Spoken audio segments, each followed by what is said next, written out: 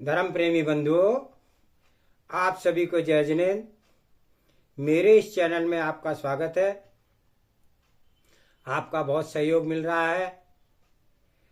आप सभी से अनुरोध है, आप चैनल को लाइक करें, सब्सक्राइब करें, ताकि जैन धर्म के ये सिद्धांत जन जन तक पहुंच सके, धर्म की प्रभावना हो सके। मेरे इस चैनल में 16 कारण भावना अनुशीलन का स्वाध्याय चल रहा है और इसके अंतर्गत शील वृत्तेषि पंक्ति 4 तीसरी भावना का स्वाध्याय चल रहा है और उसके अंतर्गत वृत्तों के अतिचार का स्वाध्याय चल रहा है। स्वाध्याय आरंभ करने से पहले मंगलाचरण करते हैं। तीने भुवन में सार बीते रागे विज्ञानता, शिव स्वरूप शिवकार, नमः त्रियोग सवार के। सर्वे श्रोता सावधानते श्रृण्वन्तु। तो कल बात चल रही थी कि जो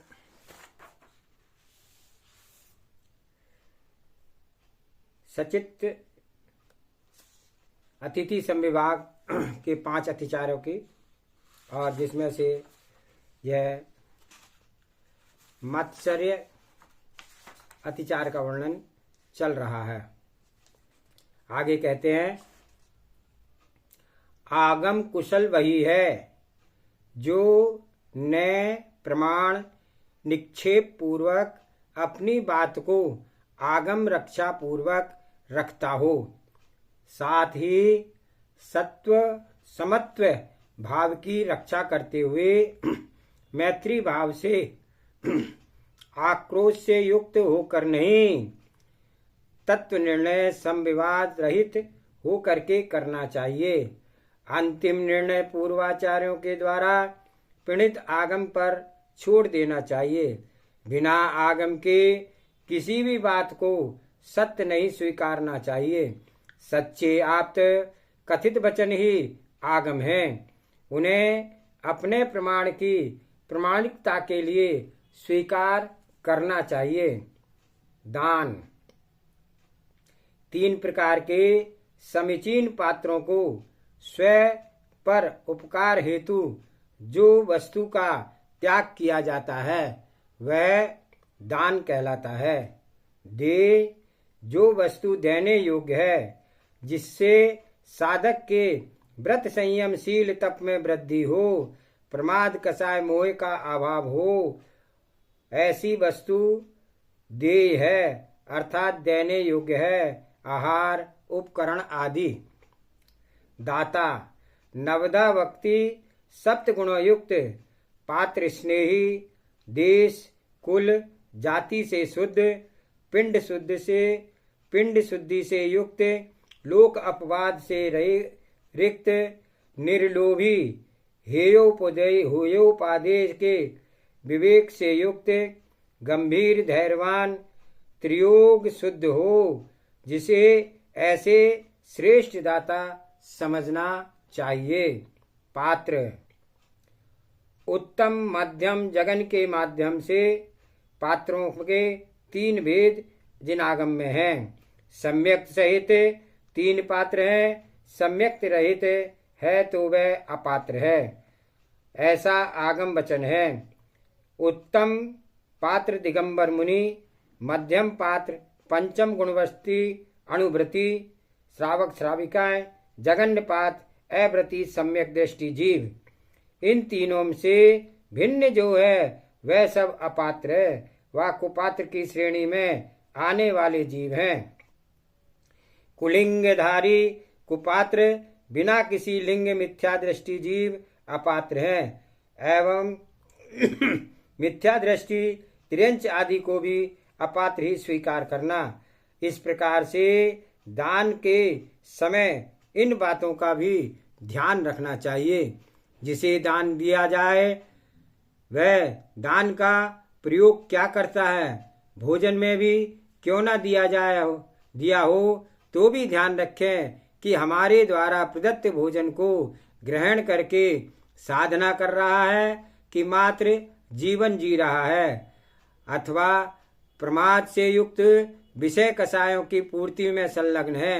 जैसा पात्र प्रवर्तन करेगा दाता को वैसा ही फल मिलेगा।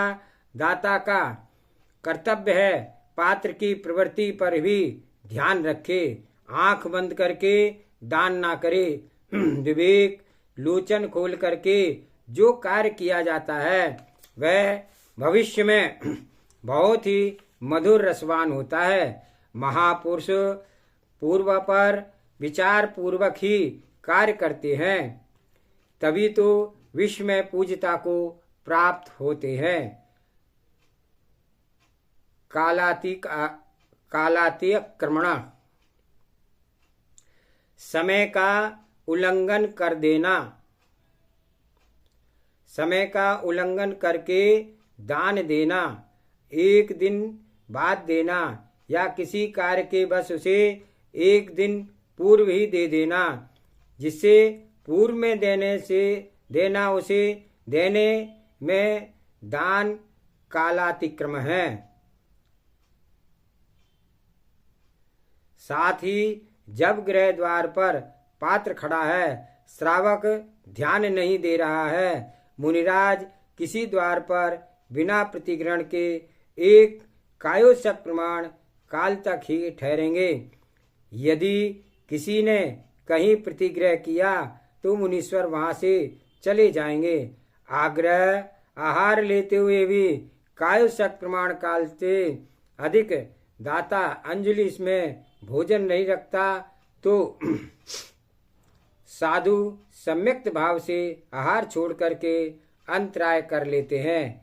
मुनिराज दीनहीन मुद्रा में किसी भी व्यक्ति के सामने खड़े नहीं रहते हैं। तीर्थंकर जिनेश्वर की मुद्रा को भिखारी की मुद्रा नहीं मानते। कभी कभी श्रावक साधु के आहार आरंभ कर अन्य कार्य में लग जाता है और साधु खाली हाथ खड़े रहते हैं। ऐसे यदि श्रावक प्रमाद से युक्त होकर के कर रहा है तो उसे कालातिक्रम नाम का अतिचार लगता है। अतः साधु को समय पर ही आहार दें।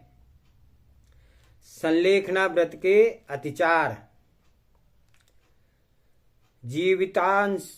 जीविताशंसा आशंसा का अर्थ चाहना है। जीने की चाह करना जीविताशंसा है। जीव की इच्छाएं विचित्र विचित्र होती हैं।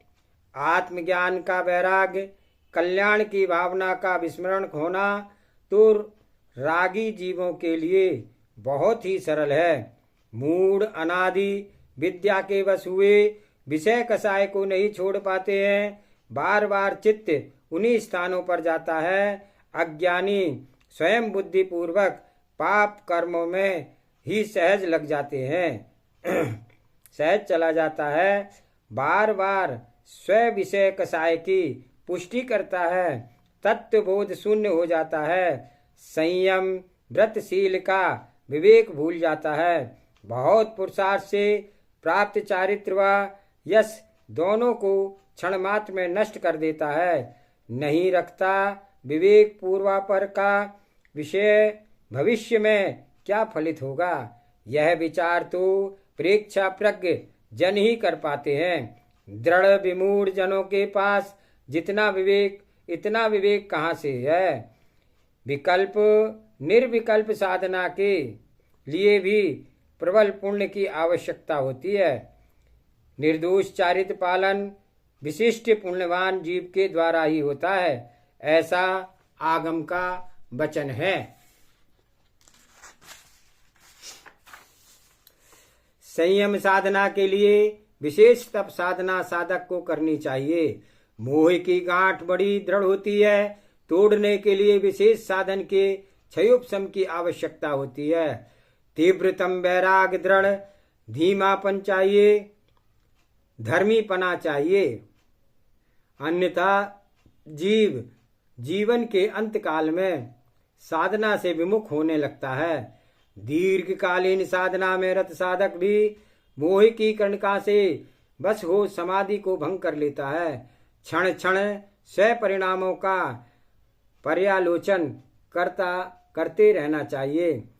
भावों की दशा क्या चल रही है, वैराग के से प्रीति अधिक है कि राग से, कि जीव समाधि को नहीं साध पाता, समाधि तो वैरागी ही साध पाता है। जीने का राग विश्व का सबसे बड़ा राग है। अंतिम क्षण तक जीवन जीना चाहता है, मृत्यु के नाम पर भयभीत हो जाता है, जबकि ध्रुव सत्य है कि जो भी जन्म में है वे सब मरण को अवश्य प्राप्त होंगे। पुनः मरण होना नियत है, फिर भी मोही जीव मरने से डरता है। समाधि संलेखना व्रत लेने के उपरांत भी राग में आकर के जीव जीने की भावना रखता है। वर्तमान इंद्रिय सुखों को देख करके, मान सम्मान की वृद्धि कर देख करके जीव और जीने की कामना करता है, और वह समाधि के साधक के अशुभ भाव हैं। इन भावों से समाधि भंग हो जाती है, जीव का कुमरण हो जाता है, जिसका फल दुर्गति है। संसार में अशुभ गतियों के भ्रमण से स्वरक्षा के परिणाम है, तो आयु कर्म के क्षय से मरण होता है। ऐसा समझ करके जीने की वांछा का त्याग कर, शांत भावों से ममत्व का त्याग कर, समाधि मरण को प्राप्त कर वीर गति को प्राप्त करना चाहिए, और जीवितांशा नामक अतिचार से आत्मरक्षा करनी चाहिए। ऐसे वीर महावीर का सदुपयोग सुउपदेश है। मरणांशा, मरने की चाह करना मरणांशा है। साता के उदय होने पर जब जीव संसार में इंद्रिय सुखों को प्राप्त होता है, तब जीने की इच्छा रखता है। मृत्यु के क्षण भयभीत होता है, जबकि वह इस बात को अच्छी तरह से समझता है कि मेरे डरने से मृत्यु मुझे छोड़ने वाली नहीं है। एकमात्र कायरपना ही प्रकट करना है। ज्ञानी जनों के मध्य उपहास को ही प्राप्त हो जाऊंगा। राग विवेक शून्य कर देता है।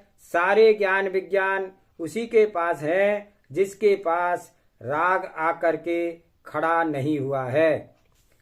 रागी महादुखी प्राणी है। सर्वप्रथम व्यक्ति जीने की इच्छा रखता है। जीवन में सातोदय में जब वह तक इंद्रियां सुख आकांक्षाओं की पूर्ति हो रही है, तो जीना चाहता है प्राणी। किसी भी गति में हो, मृत्यु से भयभीत रहता है। एक कीड़ा भी क्यों ना हो, वह भी अपनी कीट पर्याय से मृत्यु को नहीं स्वीकार करता है। विष्ठा का कीड़ा भी जीने की इच्छा से विष्ठा में ही प्रवेश कर जाता है। इतना जीव को जीने के तीव्र राग है। फिर भी यहाँ पर मरणांशा को अतिचार में क्यों रखा है?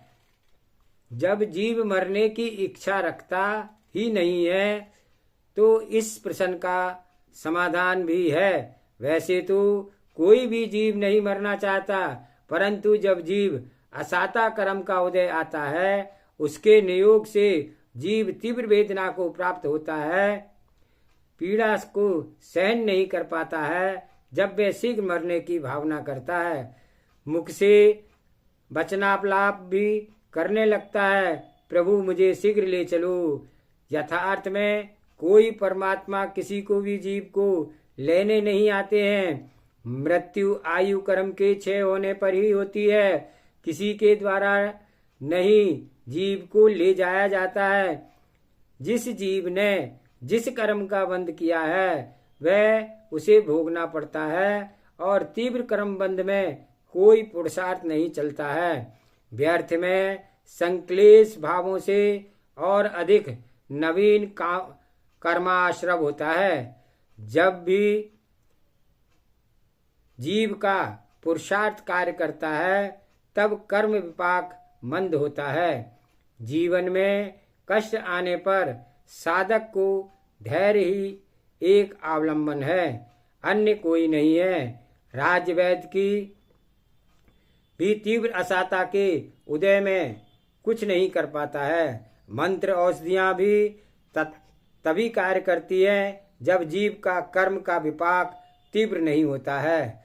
कष्ट का समय साधक की साधना की परीक्षा का दिवस है। उसमें भयभीत होना की आवश्यकता नहीं है, अपितु शांत भावों से आत्म समता की परीक्षा में उत्तीर्ण होने की आवश्यकता है। जो बंद किए थे पूर्व में वे उदय में आएंगे। साधना भी इसलिए की थी कि कर्म विपाक शीघ्र निकल जाएंगे। तब से कर्मों की उदयावली में शीघ्र ला करके निर्जीर्ण किया जाता है। तमसा से समता से यहाँ पर साधना करो। संयमी जीवन दुर्लभ है, उसे शीघ्र मरण कर नष्ट करना कहाँ तक उचित है। अरे भाई, स्वर्ग भी गए तो वहां सागरों पर्यंत असंयम भाव से ही जीना पड़ेगा। यहाँ पर संयम का पालन जितने दीर्घ समय तक चलेगा उतने कर्मों की निर्जरा अधिक होगी। शुद्ध साधना में लीन रहेगा। चारित्र की विशुद्धि अपनी जितनी अधिक होगी उतना ही जीव परम यथा ख्यात संयम एवं केवल ज्ञान की प्राप्ति के संस्कार को प्राप्त होगा।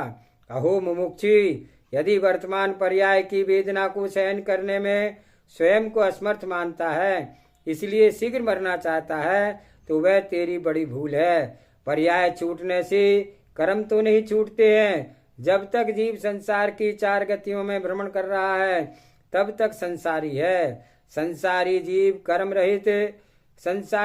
कर्म सहित ही गमन करता है।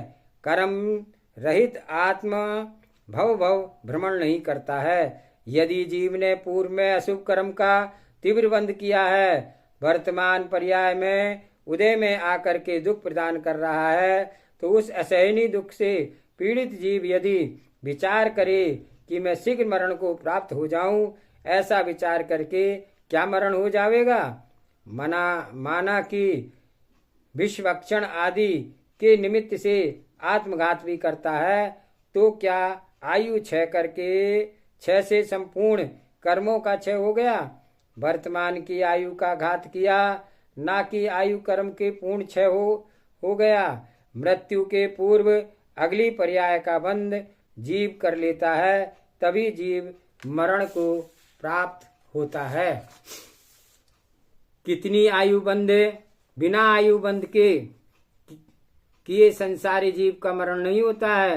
वह सिद्धांत का नियम है। जो कर्म अवशेष था वह कर्म आगामी पर्याय में पुनः उदय में आकर के कष्ट देगा। जिस पीड़ा से पीड़ित होकर के मरण किया था जीव ने, वही पीड़ा पुनः आएगी।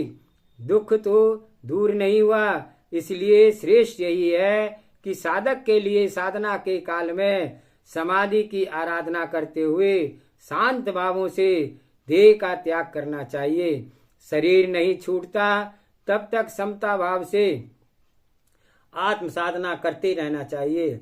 मरने के भावों का पूर्ण त्याग कर देना और समाधि साधना को निर्विकल्प भावों से करने का पुरुषार्थ प्रबल करना चाहिए। एक क्षण भी अपने भावों में संकल्प विकल्पों का स्थान नहीं देना चाहिए। मरण तो निश्चित है, कोई उसे नहीं टाल पाएगा, परंतु साधक के लिए न जीने का भाव रखना चाहिए न मरने का। मात्र साधना में संलग्न रहना चाहिए। साधक का मुख्य कार्य साधना में लीन रहना है। जीने मरने के विकल्पों के में समय नष्ट करने से कोई आवश्यकता नहीं है। मृत्यु नहीं चाहे तब भी आएगी, उसे कौन टाल सका है। वह तो संपूर्ण अटल है। साधक अपने साधक जीवन को जीता है, एक समय प्रमाण को भी पर प्रत्ययों को नहीं लगाता है। जब प्रतिक्षण स्व साधना में रहेगा तो असमाधि कैसे हो सकती है। जब भी आएगी मृत्यु तब वह आत्म साधना में मिलेगा। अंत में कुमरण को हरा करके वह समाधि पूर्वक जीव प्राणायाम करेगा। यह पवित्र तत्व का निर्णय जान और शांति को स्वशक्ति से युक्त होकर के निर्वाण पथ पर पथिक बना जीने मरने के विकल्पों को दे दो विराम। चाहिए तो शीघ्र पद निर्माण चाहिए। एक एक समय के परिणामों को संभाल संभाल करके रखो, यही समाधि की भावना जानो। अंत समय में वर्तमान की जागृति ही जागृत रहती है। समाधि करने में पूर्वाभ्यास बहुत ही महत्वपूर्ण होता है। मित्रानुराग। बंध का मूल हेतु राग है, और जहाँ जहाँ राग है वहाँ वहाँ बंध नियत है। मोक्ष मार्ग में सबसे बड़ा बाधक कारण राग ही है। साधक के लिए प्रत्येक क्षण राग से बचने का पुरुषार्थ करना चाहिए। कब कहाँ राग दशा प्रकट हो जाए यह जीव को मालूम नहीं है। जब जब जीव उत्कर्ष को प्राप्त होता है तब राग जीव का अपकर्षण करा देता है। साधक के जीवन की बहुत ही बड़ी परीक्षा है। साधना के मार्ग पर आने से दो वस्तुओं की तीव्र वृद्धि होती है, पुण्य प्रकृति की और लोक परिचय की। इतना अधिक लोक में परिचय होता है कि भक्तों की भीड़ लगने लगती है, तभी आत्मजन बनने लगते हैं। साधक यहाँ नहीं संभल पाया तो नियम से राग समाधि भंग करा देगा। जहाँ किसी में राग होगा वहाँ अन्य किसी में द्वेष भी होगा। राग द्वेष तो संसार भ्रमण के दो लंबी डोरियां हैं। इनके बस हुआ जीव संसार समुद्र में भ्रमण कर रहा है और उस भ्रमण से कोई भी बचाने वाला नहीं है। स्वयं राग द्वेष की डोरियों से छूटना ही पड़ेगा, तभी संसार भ्रमण समाप्त हो सकता है। अन्य कोई भी अवलंबन नहीं है। पल पल का राग क्लेश का कारण है। किसी भी दशा में राग आत्मा का हित चिंतक नहीं होता है। दुख क्लेश मृत्यु के काल में ये राग सर्वाधिक पीड़ा देता है। पूर्व की स्मृतियां वर्तमान की शक्तियों को घात करती हैं। एक एक समय की भूत की यादें जीव को अशुद्धि देती है। बिना किसी को पीड़ा दिए व्यक्ति स्वयं में राग में पीड़ित रहता है। क्षण क्षण में अश्रुपात करता है, आक्रदन से युक्त रहता है। दिन रात में याद में आत्मधर्म को भूल करके ही जाता है। समाधि साधक के लिए राग ज्वर पीड़ित के लिए घृत सेवन के से तुल्य है। जैसे ज्वर पीड़ित पुरुष यदि घृत पान करता है तो वह अधिक ज्वर की पीड़ा को प्राप्त कर लेता है। उसी प्रकार समाधि साधक वृद्ध अवस्था रोग आदि के कारण से पीड़ित रहता ही है, परंतु राग उसे और अधिक पीड़ा देने लगता है। पूर्वार्थ अनुस्मरण बहुत ही कठोर वृत्ति होती है। साधक पुरुष का कर्तव्य है भूत को भूलने की साधना का प्रतिफल करना चाहिए, अन्यथा भूत स्मृतियां मरणोपरांत भूत व्यंतर पर्याय की ही प्रदान कराएंगी। उसमें कोई शंका नहीं करना चाहिए। मित्रानुराग में लीन साधक राग में लिप्त होकर के स्वयं मित्रों की याद सताती है, जिनके साथ कभी पांसु कीड़ा की होगी, वन विहार किया होगा, जिनके साथ नाना प्रकार की प्रवृत्ति प्रीति भाव रखे होंगे, वे ही मित्र बार बार स्मृति पटल पर आते हैं। यही समाधि का नाश का प्रबल निमित्त है। छपक की शांति को घात करता है। उसे इस अतिचार से साधक को आत्मरक्षा करनी चाहिए। सबसे श्रेष्ठ कार्य तो यही है, जीवन में न किसी को अपना शत्रु बनाओ न मित्र। समय पर दोनों ही कष्टप्रदायी हो जाते हैं। एक का वियोग विकल्प नष्ट कष्ट देता है और एक के संयोग का विकल्प कष्ट देता है। आत्मशुद्धि के लिए विनाशक तो दोनों ही हैं। सर्व प्राणियों के प्रति मध्यस्थ भाव ही परम सुख का उपाय है। ज्ञानियों, आज का स्वाध्याय यहीं पर समाप्त करते हैं। अगला स्वाध्याय कल करेंगे। चलिए 2-4 लाइन और है, इसको हम पूरा कर लेते हैं थोड़ा सा। ज्ञान योग त्रिलोक में साधक के लिए कोई अर्घ्यवर्मान वस्तु है तो वह भावों की निर्मलता है। आत्मशुद्धि से बड़ी कोई वस्तु नहीं है, इसे तू अच्छी तरह से समझ। अज्ञानी जीव को विशुद्धि का मूल समझ में नहीं आता है। साधक को संपूर्ण विश्व की विभूति को नहीं देख करके आत्मशुद्धि का पात्र अवलोकन करना चाहिए। चाहे कितनी बड़ी बाह्य प्रभावना हो, उसे छोड़ करके आत्म प्रभावना पर विशेष ध्यान रखने की आवश्यकता है। कभी कभी जीव बाहिरंग धर्म प्रभावना के निमित्तों से भी मित्रों को संग्रह कर लेता है, पर जब वे आपस में कोई अपेक्षा रखते हैं तो बोध होता है कि निज भावों की विशुद्धि की स्वतंत्रता पर कितना गहरा प्रभाव पड़ा है। मित्रानुराग बहुत ही अधिक मानसिक कष्ट देता है।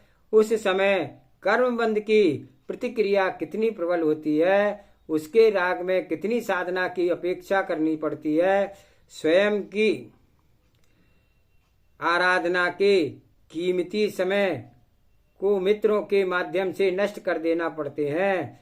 जैसे लोक में अर्घ्यवान चंदन घृत कपूर मृतक के ऊपर डाल करके अग्नि में जला देते हैं, ऐसे ही मुर्दे पर डाले गए सुगंधित द्रव्य को प्रयोग के तुल्य जानो।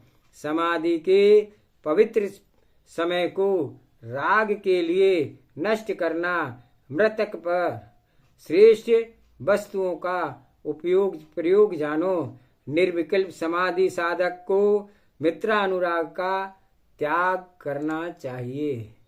जावानी के ज्ञान से सूझे लोकालोक, सो वाणी मस्तक नमो सदा देत हूँ दोख। हे जिन वाणी भारती तोय जपूं दिन रैन, जो तेरा शरण आ गए सो पावे सुख चैन। देव भजो अरिहंत को गुर सेवा निर्गंध, दया धर्म पालो सदा यही मोक्ष का पंथ। 9 बार नमोकार मंत्र।